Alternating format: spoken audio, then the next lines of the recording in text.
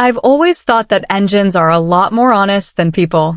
If a fuel pump is failing, it'll give you a specific kind of stutter. If a bearing is worn out, it'll whine in a way that tells you exactly where the friction is. Engines don't hide their feelings behind fake smiles or complicated social cues. My name is Echo, and I spend most of my days buried under the hood of something old and oily in a town where the rain feels like it's been falling since the 70s. My dad named me Echo because when I was a baby, I wouldn't cry or babble. I'd just mimic the low rumble of the trucks passing by our house. I guess silence has been my best friend ever since. Working as a mechanic is the perfect job for someone like me. I can slide under a chassis on my creeper, pull the shadow of a car over me like a blanket, and just exist in a world of torque wrenches and gear oil. But being shy in a service-oriented business is a special kind of nightmare. Whenever a customer walks into the shop, my heart starts racing faster than a V8 on a drag strip. I can feel the iron gate in my throat slamming shut. While other mechanics are out front shaking hands and talking about horsepower, I'm usually in the furthest corner of the bay, pretending to be very busy with this stubborn alternator just so I don't have to say hello. It wasn't always this hard, but lately, the pressure is mounting. My dad's joints are getting stiff, and he can't spend 10 hours a day leaning over a fender anymore. The shop, Echo's Garage, which he named after me, ironically enough, is struggling. Across town, a new franchise called Apex Auto opened up. It's all glass walls, shiny floors, and service advisors in pressed polo shirts. The manager there, a guy named Bryce, is the kind of person who uses words like synergy and optimization while charging people triple for a simple oil change. He's loud, he's confident, and he's convinced that a girl like me doesn't belong in a man's world of heavy lifting and grease. Yesterday, Bryce pulled up to our shop in his customized sports car just to check on the competition. I saw him coming and immediately ducked behind a stack of tires. I watched through the gaps as he talked to my dad, his voice booming and arrogant. He offered to buy our lot, not to keep it as a garage, but to turn it into a parking overflow for his franchise. He looked right toward the back of the shop where I was hiding and laughed, saying something about how the silent partner probably wouldn't mind the payout. I felt my face turn that hot, stinging shade of red. I wanted to walk out there and tell him that I'd rebuilt more transmissions than he'd ever seen, but the words were locked away in a box I couldn't find the key to. After he left, I looked at my dad's tired face and the stack of unpaid invoices on his desk. I realized that if I didn't find a way to speak up, our history was going to be paved over by Bryce's ambition. The next morning, the rain was coming down in gray sheets, drumming against the corrugated metal roof of the garage. It was the kind of sound that usually makes me feel safe, but today it just felt like a countdown.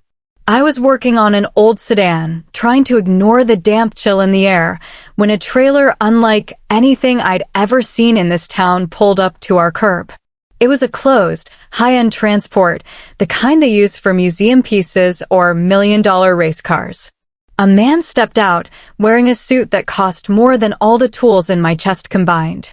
He looked at our weathered sign, then at the peeling paint on the doors, and sighed like he'd made a huge mistake. My dad went out to meet him, wiping his hands on a rag that was more grease than fabric. I stayed in the shadows of the third bay, my pulse thumping in my ears. The man's name was Mr. Sterling, and he was a collector from the city.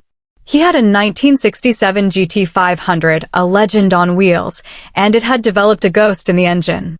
He told my dad he'd taken it to 3 different high-end shops, including Apex Auto across town, and they all told him the same thing: the engine was fine. But he knew it wasn't.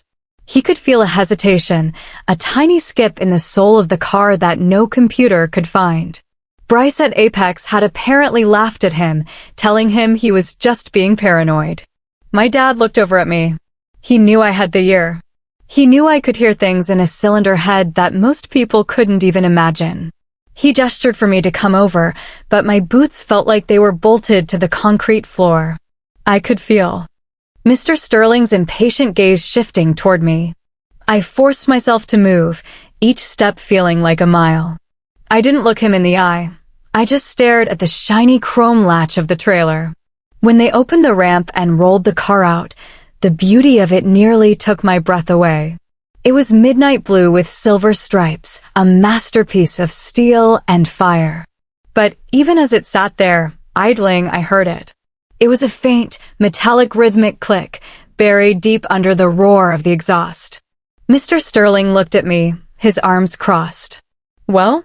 he asked, his voice sharp and demanding. The experts at Apex spent 4 hours with a diagnostic computer and found nothing. "What do you see, girl?" The iron gate in my throat slammed shut.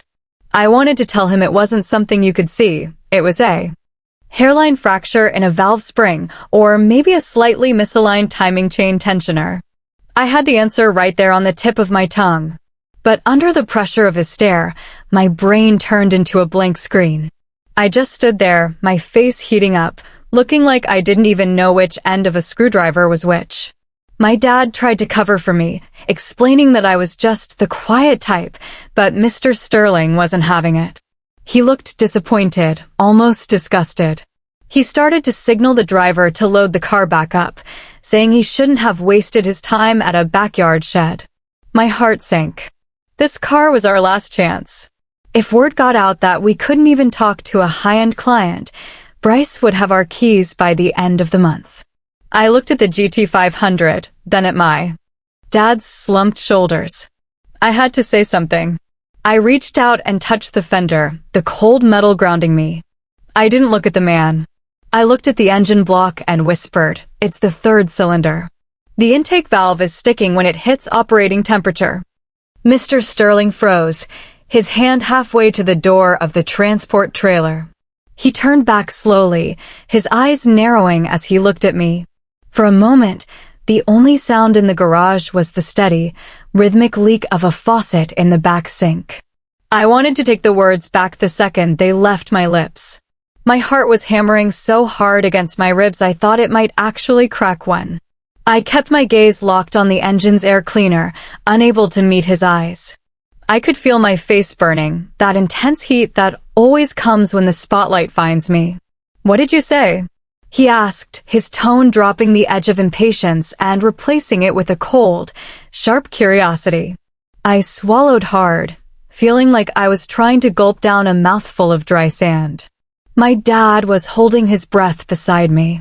I knew if I didn't repeat it, the moment would be gone, and the shop would be gone with it.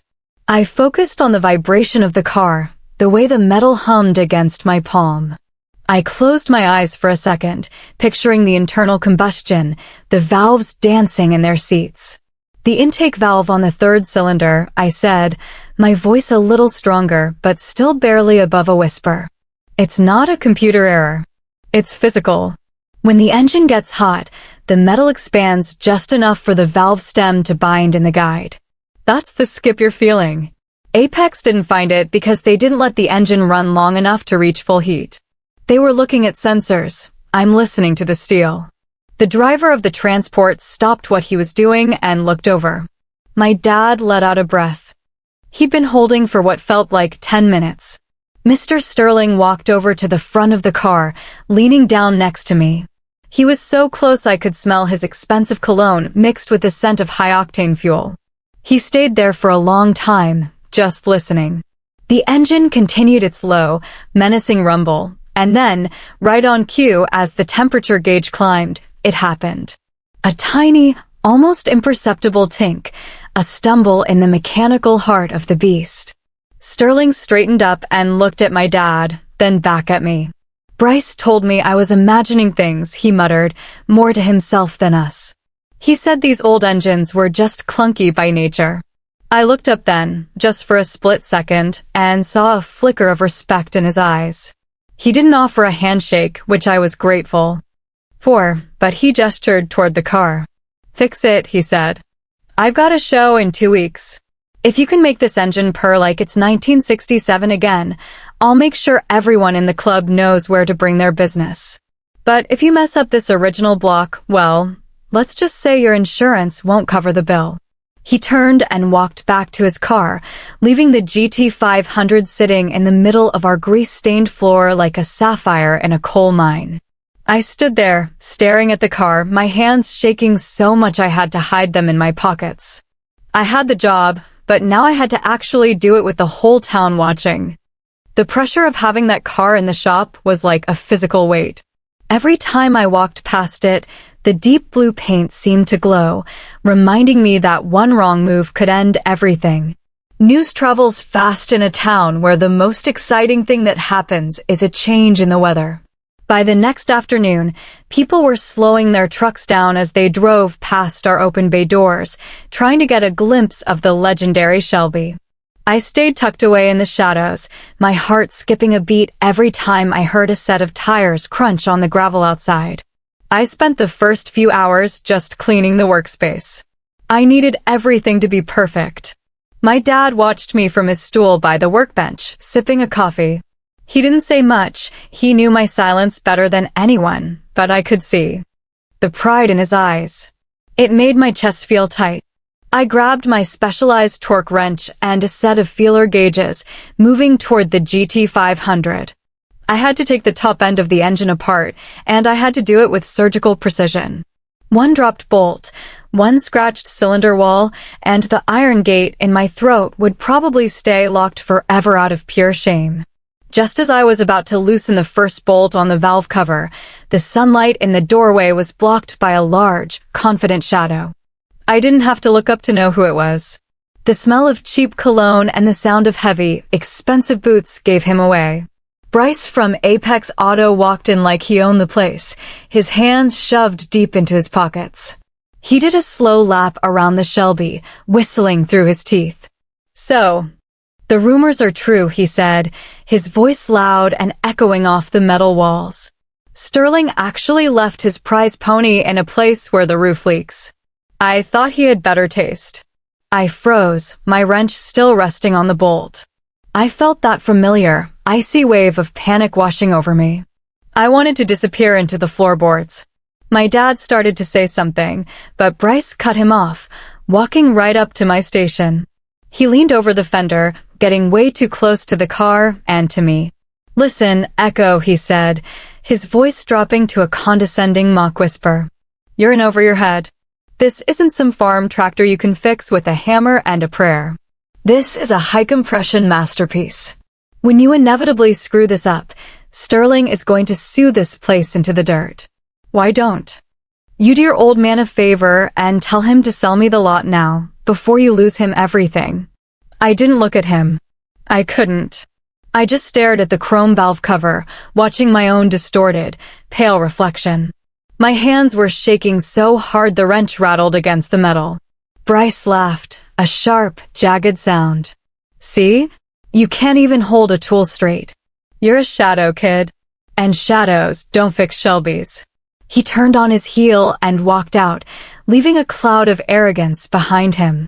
I stood there for a long time, the silence of the garage feeling heavier than before. I felt like a fraud. Maybe he was right. Maybe I was just a girl hiding in a garage, pretending to be something I wasn't. But then I looked at the third cylinder. I remembered the sound it made, the cry for help. Only I had heard. I wiped my hands on my coveralls, gripped the wrench with everything I had, and began to turn. The deeper I got into the engine, the more the world outside disappeared. I spent 3 days in a trance of mechanical focus. I had to remove the intake manifold and the cylinder heads, a task that required the steady hands of a diamond cutter. Each bolt I removed was labeled and placed in a magnetic tray. Each gasket was inspected like a piece of ancient parchment. My shyness usually makes me feel small, but when I'm holding a micrometer, checking the diameter of a valve stem, I feel like a giant. I'm in control of a tiny, microscopic universe where everything has a place and a purpose. By the second night, I finally reached the third cylinder's intake valve. I pulled it out and held it under the shop light. At first glance, it looked perfect. To a guy like Bryce or a computer sensor, it would have passed every test. But I took out my high magnification loupe and looked at the stem. There it was, a tiny, almost invisible area of heat discoloration and a microscopic burr on the valve guide. When the engine got hot, the metal expanded, and that tiny imperfection turned into a break, causing the valve to hang open for just a fraction of a second. It was the ghost Mr. Sterling had been talking about. I wasn't crazy. I wasn't just a girl with a wrench. I was right. I felt a surge of adrenaline that I usually only get when I'm safely hidden in a crowd. I spent the next 10 hours hand-lapping the valves. It's a tedious, back-breaking process using a grinding paste and a small suction tool to spin the valve against its seat until the fit is perfect. It's a lost art, something. Most modern shops replace with machine-cut precision that lacks feel. My shoulders ached and my eyes were straining under the dim garage lights, but I didn't stop. I wanted this engine to be better than it was when it left the factory. I wanted it to be a statement. On the fourth day, as I was starting the reassembly, the local newspaper's photographer showed up. Word had spread that this silent girl at Echoes was performing open-heart surgery on a $1 million car. I saw the camera and nearly dropped my torque wrench. The panic flared up instantly, that cold, paralyzing fear of being perceived. I wanted to bolt for the bathroom and lock the door. I could see the photographer setting up his tripod near the entrance, looking for the perfect shot. "Just a few pictures of you working." "Echo," he called out. My dad started to walk over to tell him to leave, but I stopped him with a look. I realized that if I hid now, Bryce would win. He'd tell everyone I was too scared to even have my picture taken. I pulled my hair back into a tight bun, wiped a fresh streak of grease across my forehead like war paint, and turned back to the engine. I didn't look at the camera. I didn't acknowledge the photographer. I just focused on the rhythmic click-click-click of my wrench as I torqued the head bolts in their specific sequence. The camera shutter clicked along with me, but for the first time in my life, I didn't feel like a target. I felt like an expert. I was Echo, and I was exactly where I was supposed to be. The day of the Great Awakening arrived. That's what my dad called it whenever we fired up an engine after a major rebuild. But this wasn't just any engine. It was a legend, and I had touched every single piece of its mechanical heart. My hands were steady as I poured the brake and oil into the filler neck, but my stomach was a knotted mess of copper wire. The news of the repair had turned into a local event. People were actually parked across the street in their lawn chairs, waiting to hear if the girl who couldn't say hello had fixed the car that the experts couldn't. Bryce was there, of course. He was leaning against his shiny SUV, wearing a pair of expensive sunglasses and a smirk that made me want to throw a 10mm socket at his head. He was talking loudly to a group of men about old technology and inevitable failure. I tried to block him out. I climbed into the driver's seat of the GT500. The interior smelled of vintage leather and history. I gripped the wooden steering wheel, my heart echoing the high-compression rhythm I hoped to hear in a few seconds. I looked at the ignition key. This was it. I turned the key. The starter motor let out a powerful, metallic whine, turning the heavy crankshaft. For a second, nothing happened. My heart stopped. I could see Bryce shifting his weight, ready to deliver a mocking comment. Then, with a sudden, violent roar, the V8 surged to life. The sound was deafening, a glorious, guttural scream that shook the very foundation of the garage. I kept my foot steady on the gas, watching the gauges. The oil pressure needle jumped up instantly. The temperature began to climb, slowly and steadily. I let the engine idle, the car vibrating with a raw, primal energy. I stepped out of the car, leaving the door open, and walked to the front of the bay. I stood there, covered in grease, my ears ringing. As the engine reached full operating temperature, the point where it had always failed before, the crowd went silent. We all waited for that tiny rhythmic skip. 1 minute passed. Then 2. The engine hummed with a precision that was almost musical. It was perfect. It was better than perfect. It was a masterpiece. Bryce's smirk vanished. He checked his watch, looked at the car, then turned and walked to his SUV without a single word. He didn't need to say anything. The car had already set it for him. I looked at my dad, and he was wiping his eyes with his sleeve. I realized then that I wasn't shaking because I was scared of the people watching. I was shaking from the sheer, overwhelming rush of knowing I was good at something. Mr. Sterling's transport trailer pulled up a few minutes later, and the man himself stepped out. He didn't look at the crowd or the cameras. He walked straight to the car, put his hand on the shaking air cleaner, and closed his eyes. He stayed like that for a long time, just feeling the pulse of the machine. Then he looked at me and gave a single, slow nod of his head. It was better than a standing ovation. After Mr. Sterling drove his prized Shelby onto the transport trailer and disappeared into the rainy horizon, the garage felt strangely empty.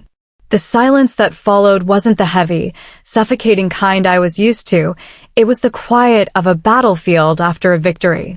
My dad and I stood there for a long time, just looking at the empty space on the concrete where the blue car had sat. The townspeople eventually drifted away, their lawn chairs folded and their curiosity satisfied. I expected to feel a massive wave of relief, but instead, I felt a new kind of restlessness. For the first time, my iron gate felt a little loose on its hinges. The next morning, I arrived at the shop and found a line of cars parked along the curb. It wasn't just the usual old farm trucks or rusting sedans. There was a vintage convertible, a European sports car with a finicky fuel system, and a classic muscle car that sounded like it was running on 3 cylinders and a prayer. People weren't just looking for a cheap fix anymore. They were looking for the engine whisperer. That was the headline in the local paper that morning, right next to a photo of me looking like a grease-covered soldier. I stared at the photo for a long time, and for once, I didn't hate how I looked. I looked capable. The phone started ringing, the sound I usually dreaded more than a broken timing belt. My dad reached for it, but he stopped and looked at me. He pushed the receiver toward me, a silent challenge in his eyes. I felt the familiar cold sweat on my palms. I looked at the phone like it was a live grenade. I wanted to shake my head and run to the back of the bay, but then I thought about the way the GT500 had roared to life. I thought about the look on Bryce's face when he realized he couldn't bully me into disappearing. I took a deep breath, and before the iron gate could lock, I picked it up. Echo's garage, I said. My voice was small, and it cracked a little on the second word, but I said it. The person on the other end was a woman from the next county over, asking if the rumors were true, if we really specialized in vintage restorations. I spent the next 5 minutes explaining our process. I stumbled over a few words, and I definitely didn't sound like a professional spokesperson, but I didn't hang up. When I put the phone down, my heart was racing, but I felt a strange sense of electricity. I had communicated with a human being without a wrench in my hand, and the world hadn't ended. By noon, Bryce made one last appearance. He didn't come in his flashy SUV this time. He walked over from his shop, looking humbled, but still trying to maintain his pride. He stood near the entrance, looking at the line of cars waiting for my attention. "Sterling's Club is talking," he said, his voice lacking its usual booming arrogance. "They're calling you a savant." He paused, looking at his boots. "I'm losing 3 of my best accounts to the shed. I wanted to offer you a job again, Echo. Name your price. Head technician at Apex. You wouldn't even have to talk to customers. I'd have a team of advisors to handle all that for you." I looked at him, then at my dad, and then at the cluttered, beautiful mess of our family shop. I realized that Bryce was still trying to put me in a box, a quiet, profitable box where I could be hidden away. I looked at Bryce, then at the shiny, sterile corporate world he represented. For a second, the thought of never having to talk to a customer again sounded like a dream. No more stuttering, no more burning cheeks, no more iron gate. But then I looked at my dad's workbench, at the scars in the wood and the history in every grease stain. If I went to Apex, I'd just be another part in Bryce's machine. Here, I was the heart of the engine. I looked him right in the sunglasses, my voice steady for the first time in my life. "No thanks, Bryce," I said. "I like the view from this shed just fine." He stood there for a second, stunned, then gave a stiff nod and walked away. I watched him go, and I felt a weight lift off my shoulders that I didn't even know I'd been carrying. The shyness wasn't gone. I could still feel it lurking in the back of my mind, ready to make me trip over my own tongue, but it didn't feel like a prison anymore. It felt like a choice. I chose to be quiet because I liked to listen, not because I was afraid of being heard. I turned back to the garage where the morning sun was hitting the tools, making them look like silver treasure. The rest of the day was a whirlwind of motion. I worked on a finicky carburetor, fixed a leaking radiator, and even managed to explain a complex brake job to a new customer without staring at my boots the whole time. I realized that people weren't judging me for my silence. They were respecting me for my skill. My dad stayed by my side, mostly handing me tools and making sure the coffee pot was full. We didn't need a lot of words between us. We had the language of the shop, the clink of metal on metal, and the shared satisfaction of a job well done. As evening fell and the last customer drove away, I sat on the curb outside the bay doors, just like I had 100 times before. But everything felt different. The town didn't feel so big and intimidating, and the shadows didn't feel like places to hide. I looked at the Echo's garage sign, its neon flickering slightly in the twilight. It was a legacy worth fighting for. I knew there would be days when the iron gate would try to slam shut again, and days when I'd want to crawl under a chassis and stay there forever. But I also knew I had the strength to turn the key and start the engine. My dad walked out and sat down next to me, handing me a clean rag. "You did good today, Echo," he whispered. I leaned my head on his shoulder, the smell of oil and old leather comforting me. I didn't say anything back. I didn't have to. The quiet was perfect, just the way it was. I'm Echo, and I'm a mechanic. And for the first time, I wasn't just a shadow in the garage, I was the one keeping the whole world moving, one heartbeat of an engine at a time.